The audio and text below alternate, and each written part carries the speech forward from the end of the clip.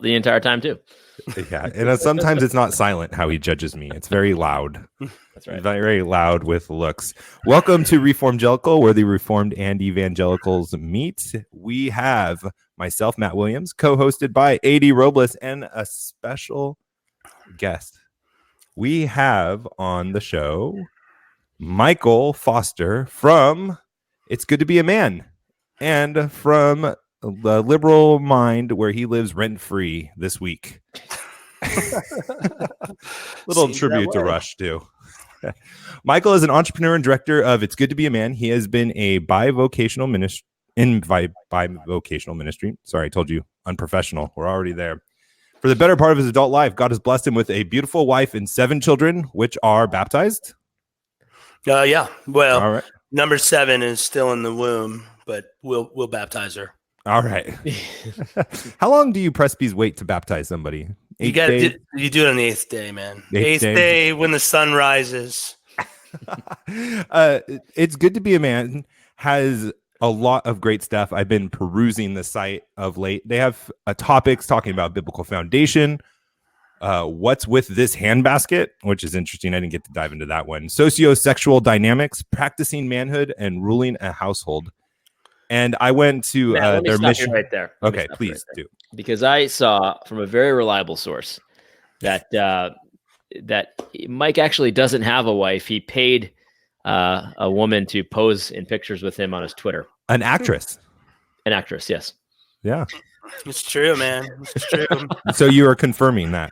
That is true. It's not only, I mean, I'm not moderately financially okay with the beautiful wife. I'm filthy rich with a paid actress. That's right. Just walks around with me and all these little kids that look like miniature versions of us.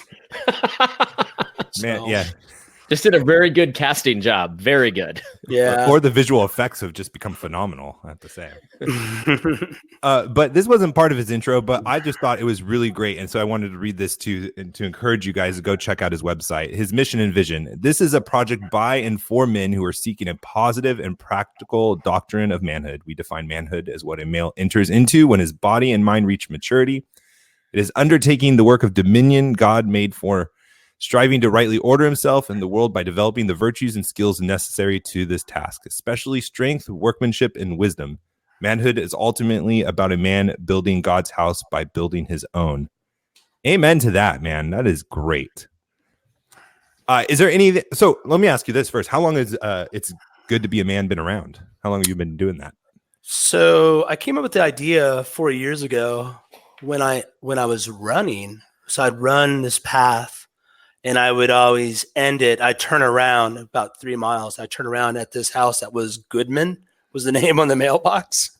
And I was like, it is good to be a man, right? Let's keep doing it. And it stuck in my head. And I've had an interest in sexuality and anthropology since I was a freshman in college. So I started working on it. And it was going to be kind of a standard. I wasn't going to really be doing anything that's that new. But then I discovered the whole red pill movement. I discovered the MRAs. I discovered NoFap. All these kind of paganish or non-Christian men's movement that I noticed a lot of young Christian men were flocking to.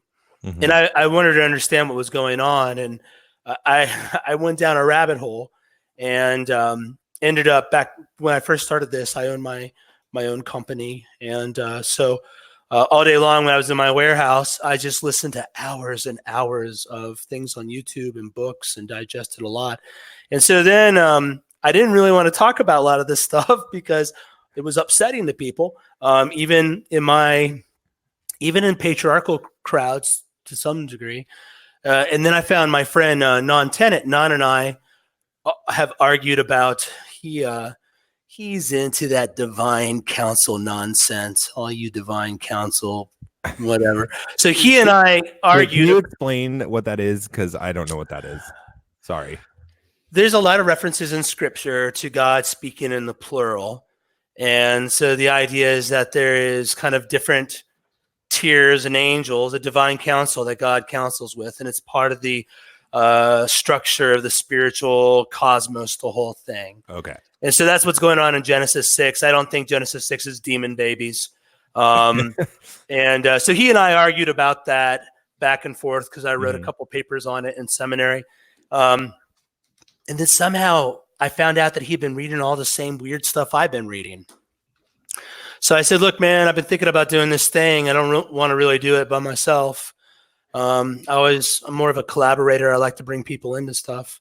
And so we started, I started it, and then he came in probably about 6-8 weeks after I started it, about 18 months ago, 20 months ago, something like that. Okay. And we've been, as soon as we started it got intense really quick. And I knew that we were onto something, so I purged everything. All the liberals out there trying to find all the dirt on me. There's a lot of it, or there was, till I deleted it all.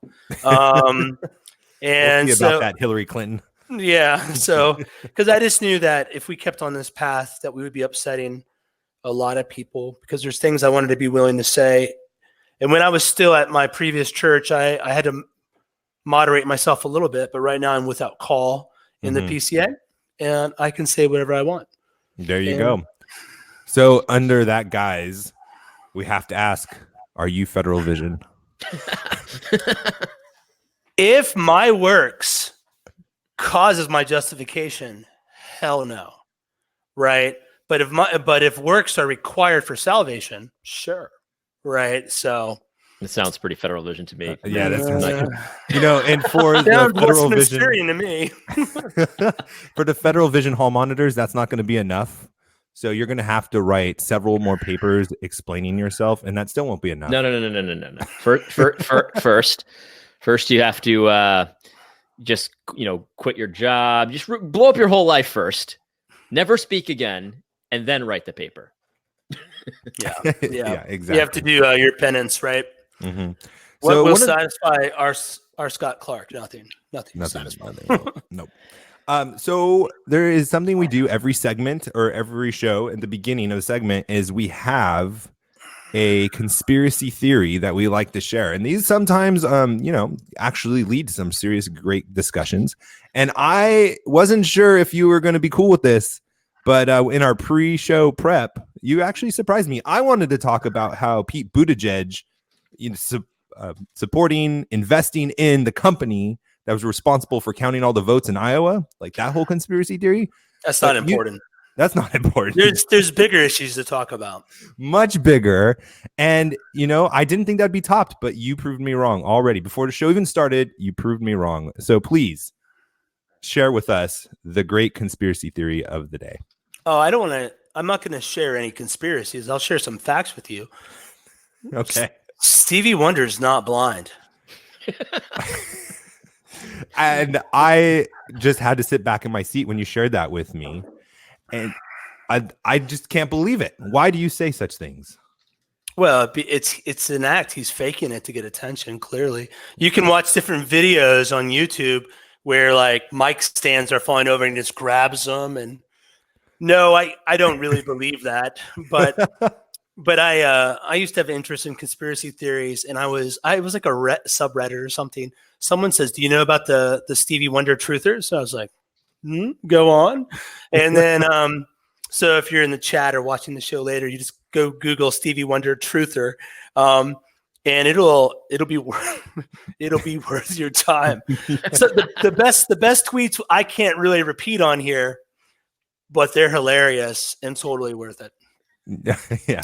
It shows that the internet has made us smarter and dumber than ever before. It's crazy because you can't tell is it tongue in cheek? Is it a joke? Or do these guys really think Stevie Wonder's faking being blind since he was a small child? Anyway. Well, after your experience this week on the internet, is there any doubt that people really believe it? Yeah, people aren't always the most tactful and reasonable in their conclusions. Yeah, that's very nice of you to say it like that way. So hold on. Here's something I was thinking about too. So I think we're being trolled with this Pete guy. Booty Gig, whatever his name is, because he's a very viable homosexual candidate for president, and his last name starts with Booty. Like, what is that, man? That's a conspiracy in itself. We're being trolled. That is. I got an email from a guy asking for help. His name was, it started out really sincere. And as it went, it got worse about how he can't get his wife to heal. But his name was Newt Beatermore. And Non was taking it as a serious email. I was like, Non, it's fake. His name is Newt Beat Her More. Yeah. Right? But this guy from Indiana, that's his real last name, apparently. Wow. So like his life is trolling him. Wow. Yeah. There's a lot of trolls out there. Life is trolling people. Yeah. Man, if he is single, some women really need to consider and pray before they, marry him. So I wanted to talk about a tweet that really just blew up for you this week. I mean, in the Reform Pub, you have 650 comments about your tweet going on. As last I checked, the Reform Pub's still a thing. Apparently, it's becoming less and less of a thing as we go on. But as of now, I mean, you have over 650 comments. I thought Doug Wilson destroyed the Reform Pub. I didn't know it was still going. Yeah, I'm not allowed to be there, but I signed out a long time ago because it's not good for my soul. Well, so, guys, I don't know about all these people getting blocked by people. I'm not blocked by anybody. You guys are a bunch of savages. Well, it's because you're winsome. I'm very winsome. You're very winsome. That's what I stay in the Reform Pub, not to talk about anything, but every now and then I need advice. Like I was asking about hot sauce the other day. That was a good place to go to get good flavors for hot sauce. That sounds right to me. That's about their speed. Or who would win in a knife fight between like an Ewok and an Oompa Loompa. Exactly. That's the sort of deep conversation that occurs there.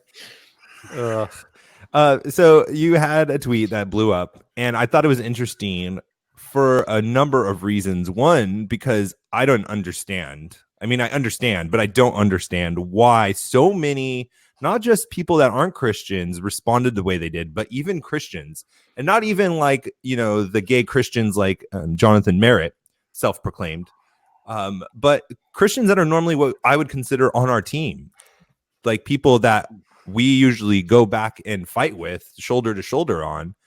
Yeah. And I thought that was interesting, but I was debating whether to jump into that or to start with this. And I want to start with this is the audio that you sent me when we were talking about this in the beginning of just kind of the foundation of where we are at we're in a heap. So can you just kind of lay the groundwork of where you see we are right now in our generation, I guess would be the best way to say that. Sure. There's a lot to this, but I think we should be like Nehemiah when we look at the West. Nehemiah gets a report and finds out that Jerusalem is burnt, its gates is burnt, its walls broken down. Walls is what protects the city. A gate is where wisdom and training and law comes from, and it's all destroyed. The city, and he weeps, right? He weeps and he prays and he labors hard he goes back there and sets things right, rebuilds the walls. At the same time, you have the temple being rebuilt or the foundation being laid. And I think that's where we're at. We're in the ash heap right now, where society has broken down.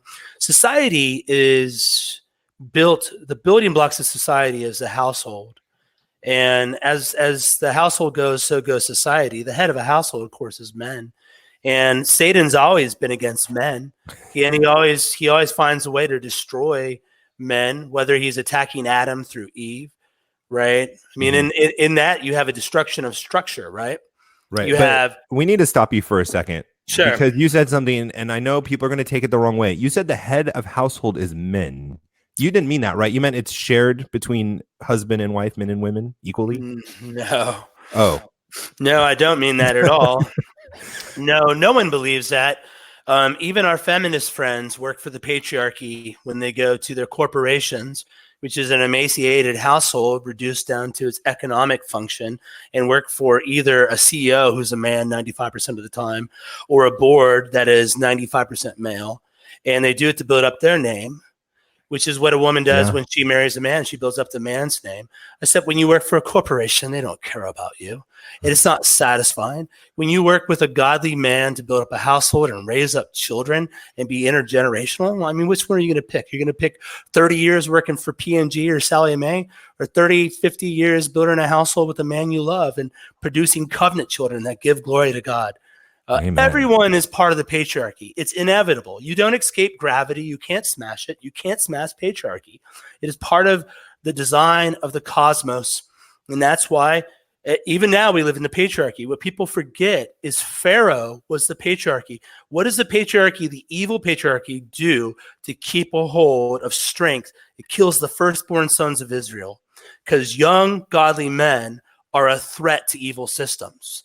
And so evil patriarchy, it's fallen manifestation, right? Sex can be good or bad, but sex is part of God's design of things. Mm-hmm. It's not going anywhere.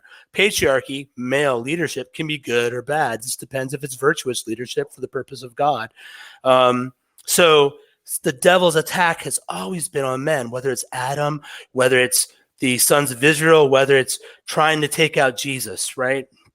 And so that's been the attack in the West, that slowly but surely the household's been eroded and male leadership and responsibility has been eroded. And this led to kind of its apex in the last century, where things have moved quicker and quicker, especially from the 40s and 50s with guys like Kenzie and all his madness out in Bloomington, Indiana, to the 1960s with the creation of birth control, 1970s with no-fault divorce, and then we have higher and higher rates of female integration into the workplace. Women have always worked. The Proverbs 31 woman is a very productive, hardworking woman, but it was in the context of the family, in the context of the household, in partnership with her husband. And now everything's being pulled away. The economic is away from the household. The education's away from the household. Hospitality, discipleship's away from the household. Everything is being pulled from the household. And so that all starts to really hit in the 80s and 90s. And now we're living in this time where a dude can be a cat. He can be a rock. We're beyond transgenderism. We've gone into insanity. Mm-hmm. So the things that make a society great are strong families. That's God's design. That's the building blocks of society. And so you have this metaphor of Nehemiah and broken down Jerusalem and the gates, and the men aren't when they rebuild the wall, they have a sword and a trowel, right? And that's what we need now. We need to rebuild, because we're in a place where I can say something that is insanely obvious, and not me trolling anybody, not me trying to be a shock jock at all. And people can lose their mind, and normally sensible people can say really idiotic things. And that's where we're at right now. It's a crazy, crazy time to be alive. And the key issue of the day, every generation has its issue, whether it's the Trinity, whether it's justification, inspiration. There's different battles we fight every couple of generations. Right now, the key issue seems to be anthropology. What does it mean to belong to mankind? What does it mean? Like the whole race issue comes down to anthropology. This is a huge issue we're all fighting right now. And I think it's a big gap in the wall that we have to stand in, and we have to rebuild. Okay. That's good. 80, you're going to say something? No. Okay. So I think that's a great intro into your tweet, which to me, again, it's like there's such build up to this, but you read it and it's common sense. Like I seriously, I've been just sharing it the last couple of days to promote you being on the show, and the arguments that I've gotten into talking about it with people has just been absurd. But okay, this is what you said. I greatly caution men when they're considering marrying a single mother. A lot of well-meaning, naive men have found themselves in a terrible marriage, or worse, in parentheses, because they failed to ask the obvious question: why is she single with a kid? That's the honest question. And then below, you said, I'm preparing for an onslaught of white knights, which, man, you're like prophetic. You definitely aren't a cessationalist with that prophecy gift. This is not his first rodeo, I don't think. This is not your first rodeo at all. I am waiting for the white knights who deny female agency and see women only as passive victims. Talk about being degrading to women.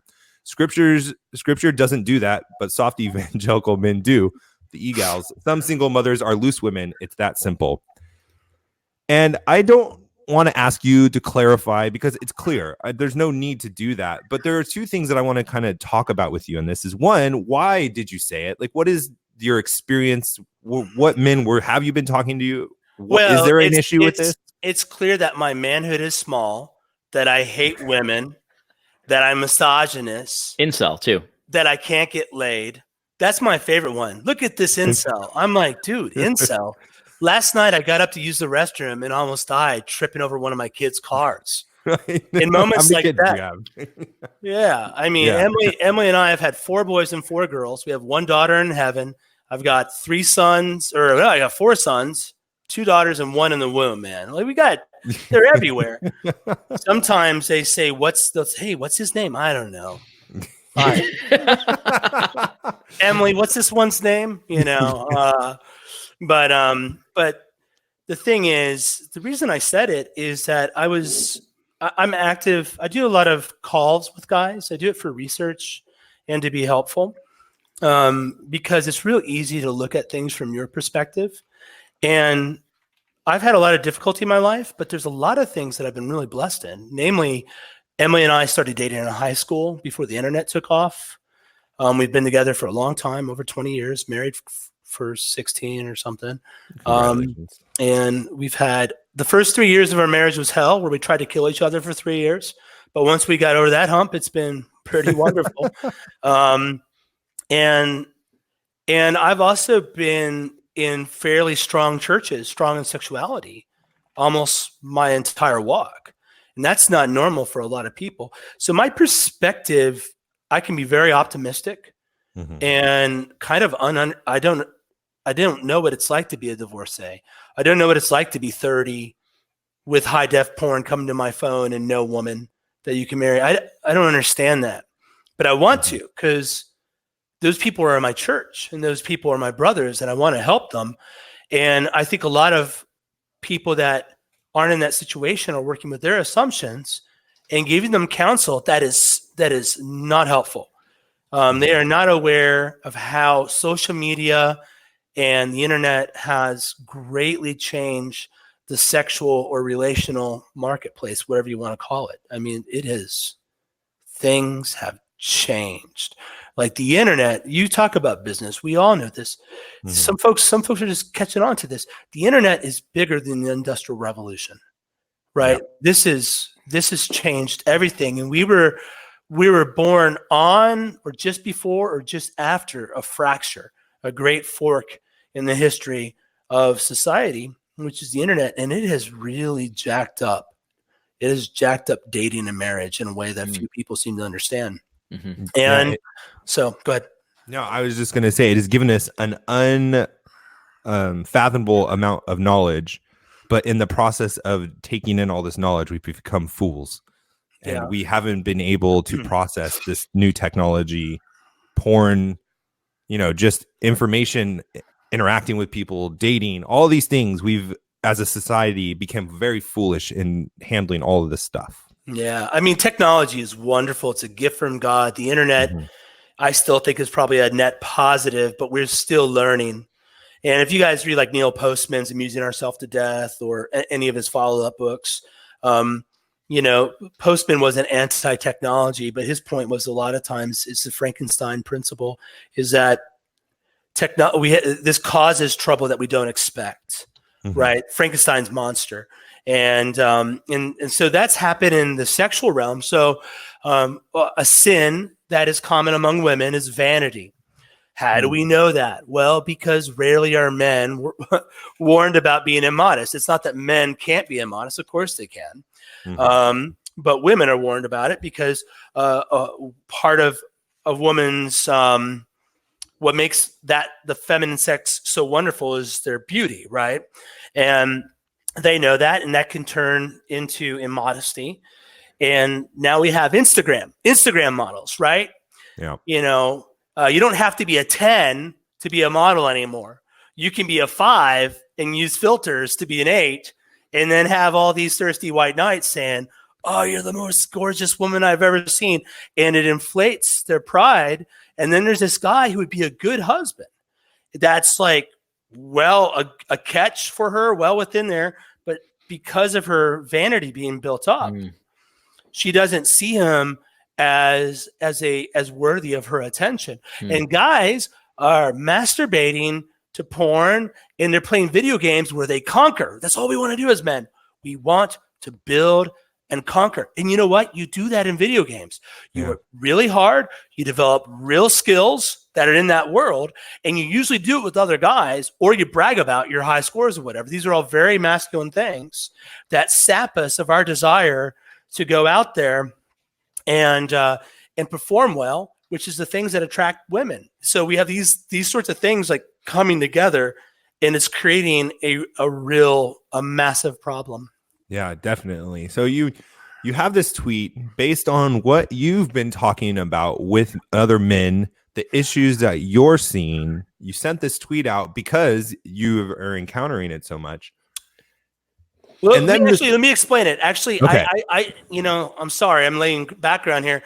The reason I brought that up is because there's a lot of pastors out there that they have these frustrated guys that want to get married, and a lot of women, a lot of single women, a lot of people will go live like hell and come back to the church later. Okay. Mm-hmm. Male, female, it doesn't matter. And they go, that wasn't the way to live life. I'm going to go back to what I know. Well, in some cases, those women are single mothers with children, and they've had a past, and the church has a lot of these women. They have a lot of these men, and they say, you need to marry these women, right? This is a constant trope you hear in sermons if you listen to enough. And I know it because guys are always emailing them to me, Jesus wants the rose and all this stuff. And so there's this incredible pressure on men to marry single mothers. Mm-hmm. And they conflate single motherhood with being a widow with an orphan. Mm-hmm. And they're not necessarily the same thing. They can be. And so there are real problems that people aren't willing to say, because God forbid we suggest that you should, there are some people that are higher risk for failed marriages than others. Yeah. Everyone says that. Right. Everyone but brain dead evangelicals who know their churches are about 70% women, and many of them are single women in their 30s without a man, really frustrated that feminism lied to them. And they got to say, no, singleness is a gift. Go be missionaries. Come teach. What are they can't let those women get upset. They've got to keep the peace. And so that's one reason that a tweet like the one I put out there, just wait a second, there's consequences for singleness. There's consequences. There's consequences for having a kid out of wedlock. There's consequences for divorce. No, I want my best life now. Right. Yeah. Yeah. So that's why I sent it out. Okay. So I want to have you put your pastor hat on for a second, because you've gotten replies back, retweets by people like Ali Stuckey who say, no, you should just have godly men pursue godly women. Don't worry about she's implying that who cares if she's been married before, divorced before, has kids, like you're warning about, just pursue godly women. And that's all you need to say. So my question to you is when is a man, when you're thinking about these things, investigating, pursuing a woman, what are the things to look out for? And what are the things to look for in someone who maybe is, a single mother in the church? What would be the green lights and what would be the red lights is my question. Should I tell Ali Stuckey to go home and let the ordained ministers of the word do what we do? Should I? That's so John MacArthur of you. I know. Here's what I say to that is, let me just explain why it's a problem.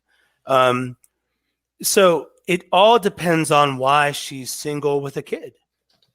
But we know that, first off, being a step parent is very difficult. Mm-hmm. The father often, if it's a man, he's coming in and the woman has the kid, right? That a lot of times he feels like he can't be the head of his home because he has to get permission of the kid's father for everything. It's really complicated. It's not natural or normal at all. And in many cases, those women are overwhelmed, right? Single mothers are overwhelmed, and they're trying to make up they're trying to be two parents in one and be a provider and take care of these kids. So they're overwhelmed, and that makes them a target for manipulative, evil men that know they're easy to get into their pants and take advantage of them. Right? That's a real category of people that we should be warning them about. Mm-hmm. But I hear people warn about that all the time. Right. I didn't know that was a problem. I heard Matt Chandler once preach a whole sermon like his church is full of sexual predators.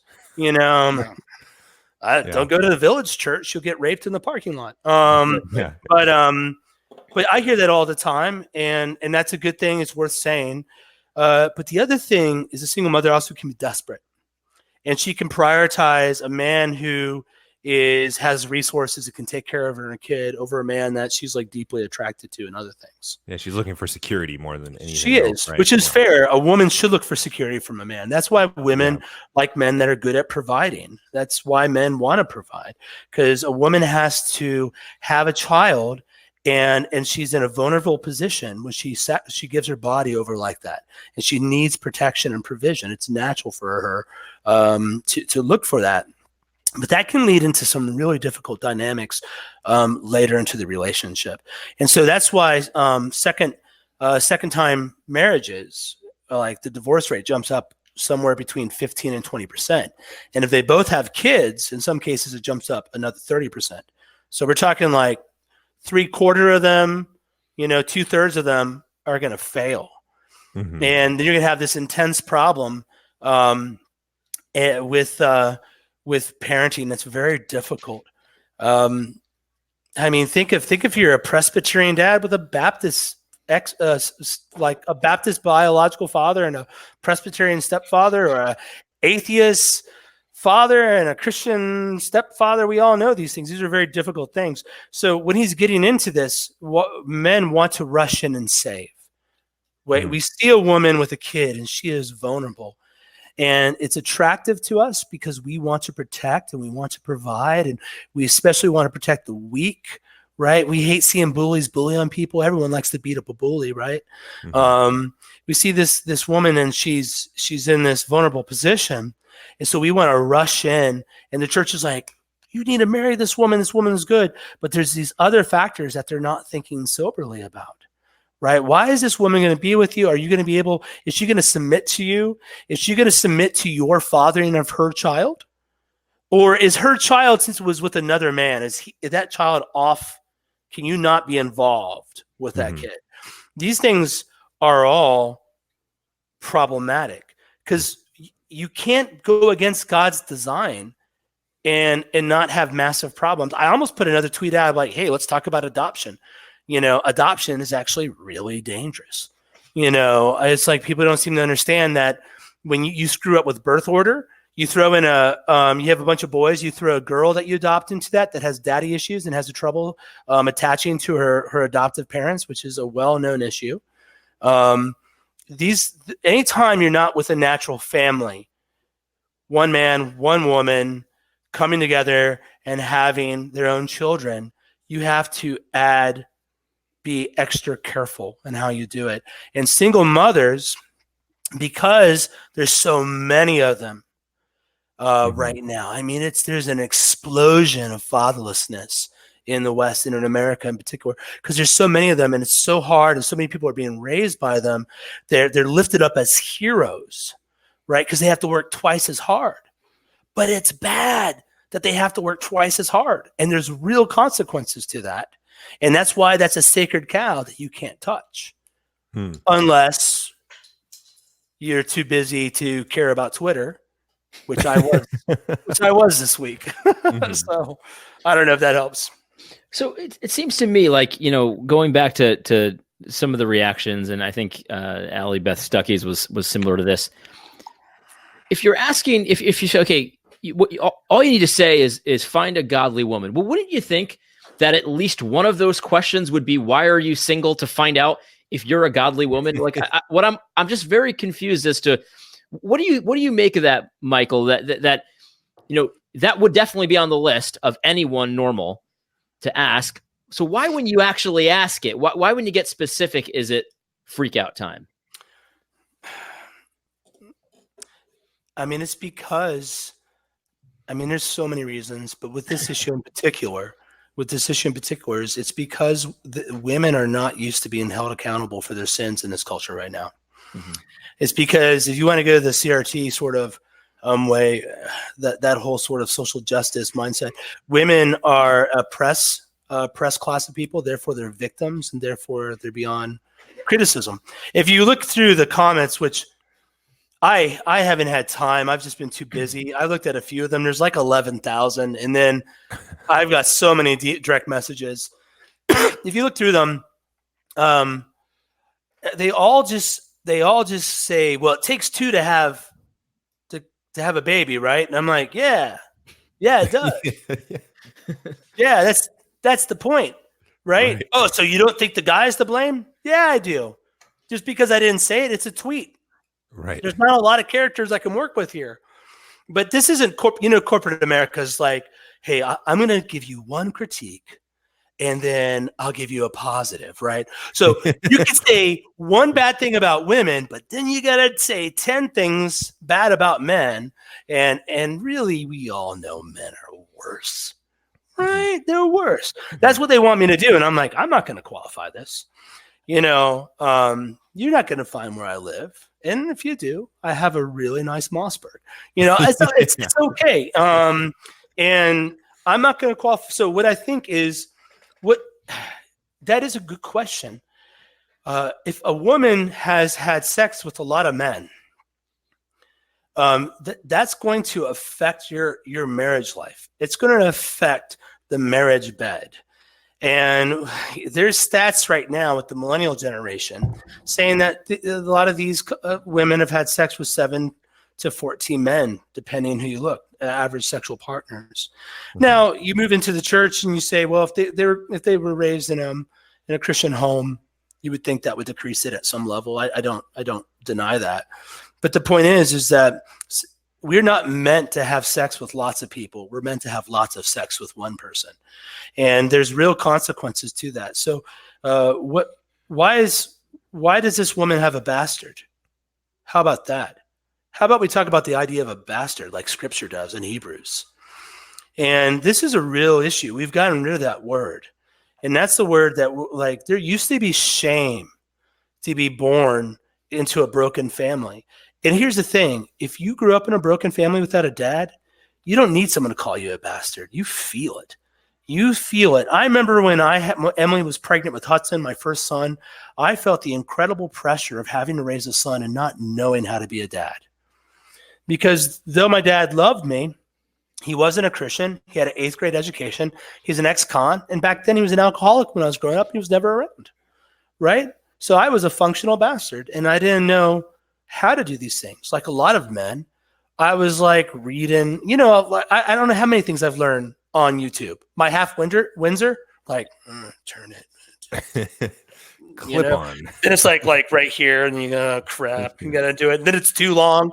But I learned those things on YouTube. Papa YouTube teaching me how to change oil and replace my alternator and tie a half Windsor knot. So why was she willing to give up sex to a man and get pregnant? Is this part of a long trend in her life? Has it changed? These are things that all couples need to talk about, even if it's not a single mother. But because obviously, someone said, well, at least she didn't abort the baby. That's great. That's great that she's not a murderer. It's great that she has worked hard enough that the state hasn't taken the child from her. That does say something about her character. Mm-hmm. It doesn't necessarily mean, though, that that's the woman you want to marry. Yeah, the bar needs to be a little higher for us. Yeah, this is the point I was making. And I think people that live in their little evangelical bubble, maybe they don't know what's going on out there. Maybe they're a little deluded about what's actually happening in society. But I'm watching a lot of people come to faith and not know what to do, and a lot of men not know who to marry. And so, yeah, it kind of strikes me as something that I've always been frustrated with as I grew up in the faith, and where you'd get sermons or talks, and the guy who's giving the talk would be like, Jesus is the answer to this problem. And it always frustrated me because there was never any real answers. It was just Jesus is the answer. Like, but how though? Like, what are you talking about? And it kind of strikes me as that whole idea with,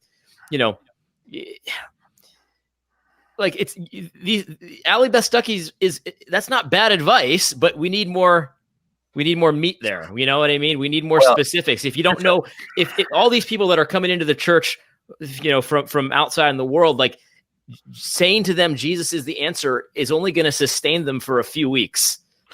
They actually need real answers, Amen. So think of this. So if a couple fornicates together leading up to their marriage, let's just say a couple's fornicating, right? Maybe they're not having sex, but they're putting their hands in places they ought not put them and feeling things they ought not feel. And they're going to church and they're feeling guilt associated with the different forms of fornication they're doing. Do they think that on their honeymoon night, the guilt associated with sexual activities is going to go away? It's absolutely not. So now what they've done, that guilt connected to fornication, that shame is carried on to their married sex life. And it really impacts their ability, because sex is super important to a marriage. It's not the whole of marriage, right? But it's very important. And if you're not able to connect sexually, there's going to be big problems. And so even Christian couples that are like copping and feeling stuff leading up to getting married are going to have to deal with consequences of fornication. And then now when you add in the fact that now when you're having sex with your wife, you're wondering, is she thinking about the 8 other guys? Or is he thinking about the 8 other women? Why are women so offended when they find out their husband's looking at pornography? For obvious reasons. It makes her feel insecure that he's thinking about other people, and it disgusts her. Right. So these are real issues that come up. Now, why attach it to single mothers? Again, because the church is pushing them constantly on men, and the man's kind of white knight attitude is they're rushing into relationships that are very high risk, that they need to move very slowly and careful.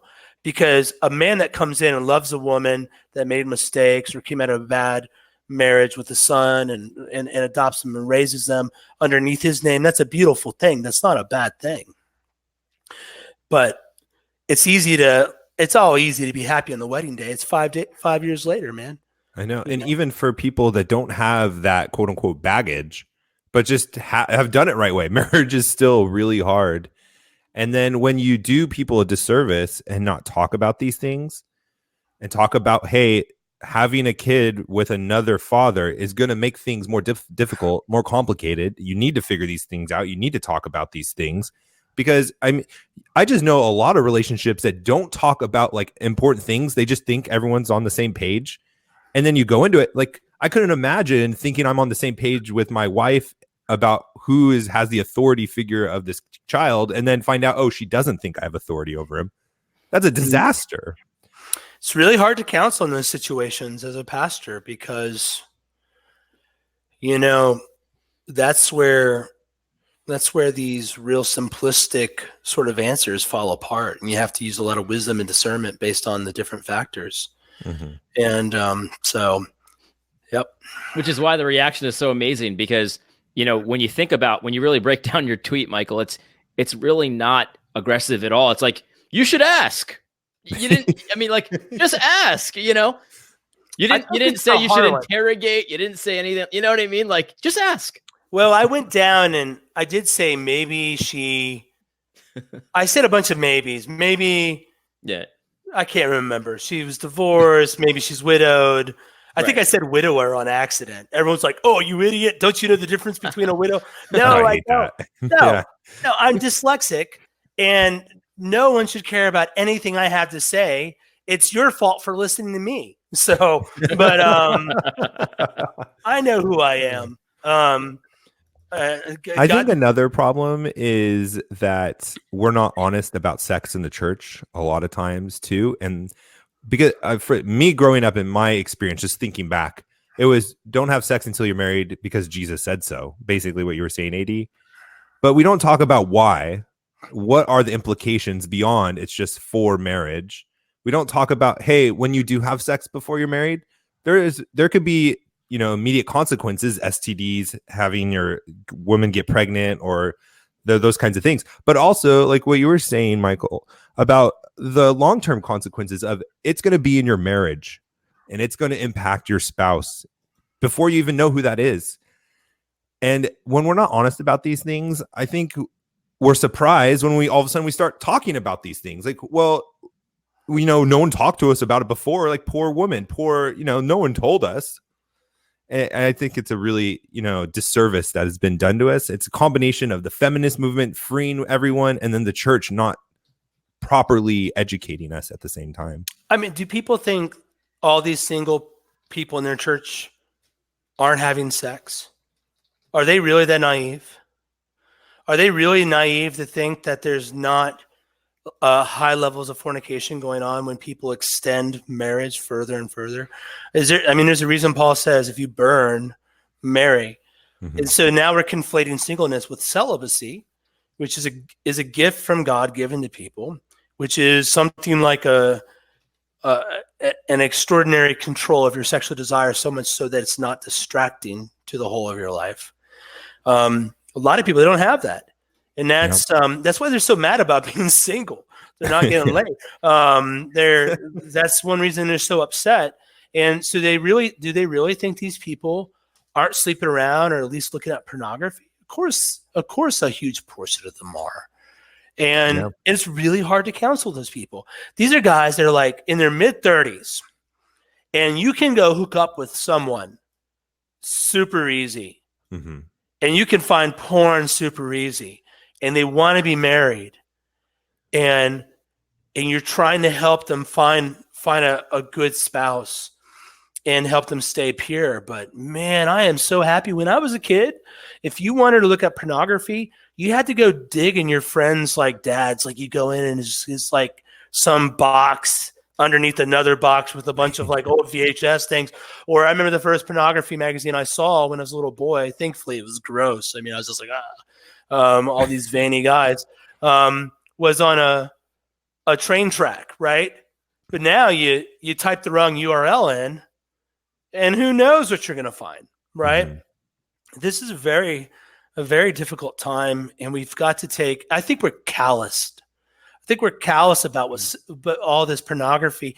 We live in a pornographic society where, Shakira and J-Lo, middle-aged women, well, J-Lo is anyway, up there shaking their butts, and we're all watching it and like celebrating her as liberated woman. I saw part of that halftime show. I have to admit, I wasn't immediately offended. I was like, goodness gracious. We just live in an evil time. I remember I was walking through a mall and I looked at a mannequin and it had nipples on it. Mm-hmm. Why does a mannequin need to have nipples on it? What is the purpose of nipples on a mannequin? What's the purpose of it's like the nipples on the Batman suit in that Batman Forever? Like what? And it's because when you put the shirt on it, the nipples stick out. It's more, everything's like the eroticness of everything's being ramped up. Mm-hmm. And the church's response to it is to back away from the erotic, right? That's or defeated, or just given up. It back. Yeah, that's right. We need to take it back. No, the erotic is good in its proper context, which is a covenantal marriage relationship. Yeah. So that was one of my questions. I guess we can talk about that now. Is what do we do to rebuild the wall? Like you were saying earlier on, we're in this place of chaos. We don't have the temple. We don't know what it looks like. We know everything's in ruins. A few of us are trying to do our best. We don't have really like our head fixed on north. We're just trying to figure things out. What do we do? Well, the one reason I speak to men more than women is I really think women have been really screwed by feminism more than almost anybody. Yeah. The only people that really do well in this system are just vile men. That's the truth. Predators. And predators. And so these women are waking up. You read these articles by CEOs that say, man, I wish I would have had kids instead of being a CEO, And so the female issue is certainly harder to fix, I think. And it's something I think about a lot, especially as I think about my own daughters, but it's certainly hard to fix it with women that are in their early 30s, and it's just a hard thing. So we focus on men. That's why my Twitter is all about men. That's why it's good to be a man. We own it's good to be a woman. We'll get around to that. So maybe when Jonathan taking the lead. Yeah. So the reason I focus on men, I was about to make a really inappropriate joke. I'm glad I did. I'll do it off air. Okay. So first is we have to start building up men. We have to speak honestly. That's the hard part. We have to speak honestly about where we're at right now as a culture. And churches won't do that because it upsets people, but you're just going to have to be willing to upset some people. And then we have to actually teach men. Men need real basic things right now. Jordan Peterson could say, clean your room. And men are like, whoa, the most amazing thing ever, right? And so all that is the principle of dominion and rulership. Like, first, take control of the area closest to you. Make your bed, clean your room, right? Then, if your axe is dull, you have to work twice as hard. Get in shape, right? Get in shape spiritually and physically. So we have to start as a church calling men to excellence and calling them to be on mission for God. Put the mission first. And the mission is the creation mandate personalized. That God told us to to basically bring his kingdom to bear in the whole world and fill the world with worshipers. Well, step one for a man is first you prepare your field, then you build your household. So literally the work on vocation, like get a doctrine of work back. That should resonate with you. Yeah, definitely. People need a doctrine of vocation, and we need to encourage men to not think of to be careful that we don't fall into this secular sacred divide that's not helpful, and encourage men like, no, you need to use all the gifts that God's given you, and to glorify God by being productive, by producing, make as much money as you can, give as much money as you can, invest as much money as you can. We need to get men really out of video games and take that masculine desire to master a digital realm and bring it into this created realm. Yeah. And so these are certain things. So we start building men up, and then we have to start training households to be productive as well, which means we're going to have to teach men how to get a woman and how to discern. And that's a big part of what we're trying to do at It's Good to Be a Man. And it's a dicey topic, man. It's hard. And it makes a lot of people mad, but we're trying to figure it out, not because we hate women, but because we love them. And nothing is going to be more pleasing to a woman than a man that loves her and helps her fulfill her feminine design. And so those are a couple things. So we have to start preaching. We can't just keep bullying men. Men come to church and they get bullied all the time by these little men that become pastors. And now we call them AMOGs, right? The alpha male of the group. He gets up there and this Driscoll was the worst at it, right? How dare you, right? He's like Greta, just like, how dare you? And he's catering to the women, right? Like, what do you mean, how dare you? How dare a guy give into his lust? Yeah, stop that. That's sin. Fornicators go to hell. Wake up, man. But let's talk about how you do this. Let's talk about how you overcome pornography. Let's talk about how you break these habits. Where's the practical instruction? Just getting up there and, all the women, he's so bold. What does that do for the men in your congregation? How does that help and empower them to lead their households? Give me a break. That's cheap. Anyone can do that. That doesn't impress me. And emasculates the men in the group. It emasculates them. And so we have to have ministries that don't emasculate them. And all this stuff is hard right now because we are 100 years into this madness at least. Yeah. And the feminization of the church goes back easily to the 12th century. It's not just like second wave feminism and third wave feminism did this. Yeah. I'm just even hearing you talk about this. I'm thinking, growing up, all the TV shows had stupid fathers and smart mothers. Growing up through church, every Mother's Day was how great the mom was. Every Father's Day was how you need to be a better father and be a better husband to your wife. It was like those were the same messages every year. Yeah. So You know what the yeah. worst one is? Berenstein Bears. I cannot stand Mama Bear. She is so self-righteous. And then Papa Bear screws everything up. Mm-hmm. And I always just want one where like Papa Bear tells Mama Bear to shut up and like go make dinner. Just like I want a Curious George where like he tells Curious George not to play with matches and he just burns to death. And then I can tell my kids like, look, don't be curious because Curious sorry. No, Cal makes a good point in the comments. He said men been giving up their role since day one, since Adam. And you know what? That's a really good point. It is. But it's a good Eve wasn't a very good helper though, let's be honest. No. He was the federal head. He was he was responsible for it and he participated in it, but so did she. Definitely. She was deceived, not Adam. Right. But he let someone else, disciple her basically. Right. He did. And he knew better and he should have been like, "Woman, put that apple back." And then he should. This is a Doug Wilson Federal Vision comment. He should have been the one laying down his life, not participating, but said, "No, I will take her penalty for her," right? Like the second Adam. I've heard that. I'm thinking about that still. Yeah. Another topic for another time.